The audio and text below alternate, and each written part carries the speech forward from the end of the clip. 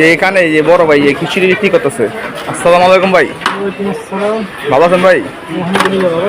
হ্যাঁ ভাই, খিচুড়ি কত করে বিক্রি করেন ভাই? 30 টাকা। আমার একটা দিন ভাই 30 টাকার ভাই। এটা কি ভাই? আচার এটা না? এটা কিসে আচার ভাই? আমের আচার। আর এটা ভাই? ধনিয়া পাতা ভর্তা। আর এটা ভাই? কাবলি জিরা ভর্তা। এটা ভাই কিসে ভর্তা? ছুটকি ভর্তা। এটা আলু ভর্তা।